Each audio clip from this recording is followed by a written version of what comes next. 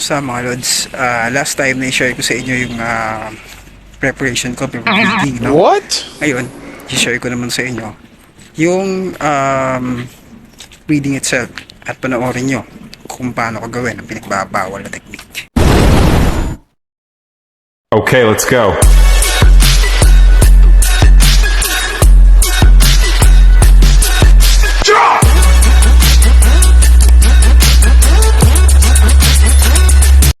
Sa video na to, makikita nyo kung paano tayo mag-shoot ng aso. Actually, hindi ako marunong nito, pero pandemic to at me, no? Kasi walang available na tao. At yun, kailangan natin matutunan sa sarili natin. So ito, may kasama ako, pinakamagaling na breeder sa bansang Thailand, ano? Si Kuya Edoy. So ayan, let's head back to the video. Panoorin nyo kung gaano ako kagaling.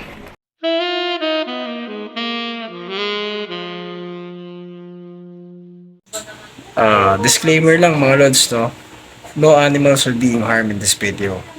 Tinulungan ko lang sila para mas maging successful yung breeding. Ang pag-breed ng aso ay magsisimula sa estrous cycle ng dam, ano?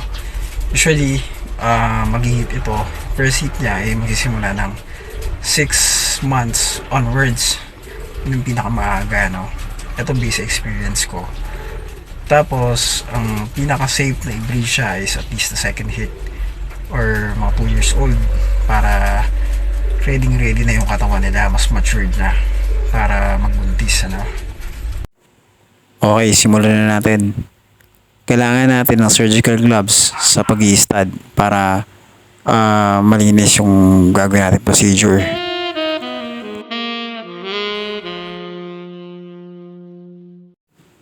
Ito yung unang session. Medyo nahirapan ako kasi nga parang 1 year ago nung last time ako nang shoot. Pero nakapag-shoot na ako na talagang nag-lock.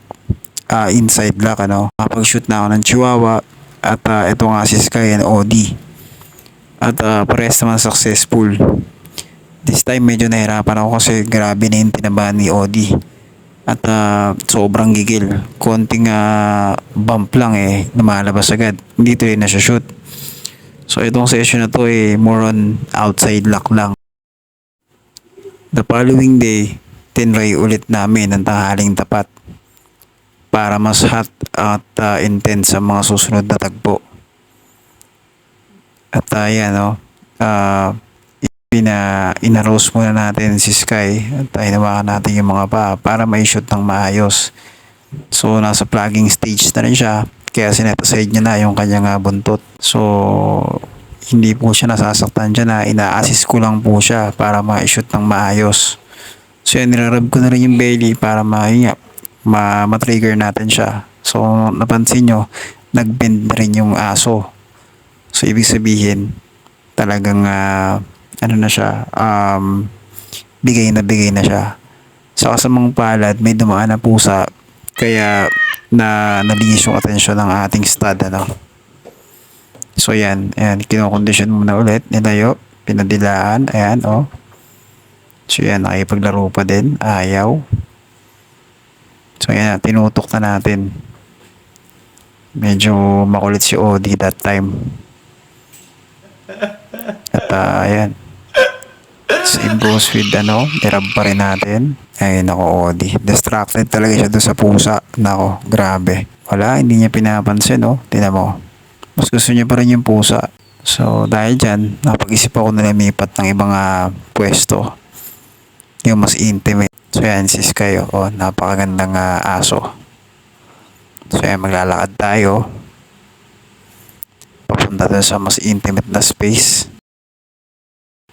So ayan, subukan natin dito banda. Ayan na, nanggigil na ulit yung barako natin. Nakaramdam na ng gigil. So ayan, naglagay tayo ng karton para lipat muna, lipat. Kasi medyo mainit. So ito medyo shaded dito. So, dito natin gagawin yung procedure. Let's see kung may shoot natin. So ayan, same procedure, hawakan yung kabilang paa, medyo nakataas. At ayan na. So ayan na, in-assist ko siya dyan. Naipasok ko dyan eh, pero outside lock lang din. Kaya lang medyo hinuhugot nga ni Odi, kaya yun medyo tanggal na naman. Grabe, sinubok talaga yung patience namin dyan. Kung makapansin mo yung assistant ko, napapabump na rin ng ng kanyang katawan, At ayan, kung mapapansin mo talagang parang rabbit na si Odi dyan sa kiss-kiss, pero hirap talaga kami shoot. Ayan na, op, there you go. Oh, lumabas lang, pero na-shoot ko yun, at least parang 2 minutes din na ibabad. Yan, so last try, subukan natin ulit. Alright, Odi, shoot na natin yan. Alright, there you go. Oh, tama naman si Kuya Christian, napapa-load pa, Talagang taman-taman niya rin yung sitwasyon, yung init ng pagkakataon. So yan, another setup. Set natin ulit. Pagpahingin lang saglit. Huwag tayong sumuko, may shoot din natin yan. So yan. Oh, sige, Odi, one more try. Alright, tumating na yung mga guests natin dito. So abangan nyo kung sino-sino sila. Keep on watching. So yan. Yun, ayun na, isa sa mga natin guest shooter, yung mga nag-a-assist sa atin. So maya konti may parating pang isang pogi din na mag-a-assist sa atin, So ayan, nag-usap-usap na kami dyan kung ano mga dapat na technique na dapat gawin, Pero fortunately, kahit na outside lock, at least na pagbuga pa rin naman si Odi. So sa dalawang session, puro outside lock, So i-update ko na lang kayo after 2 months kung magte-take pa to. That's it for today, mga lods. Kung bago ka sa channel ko at gusto mo yung video na to, makita mo na ako ng subscribe button at ng notification bell para lagi ka updated sa mga videos na gagawin ko.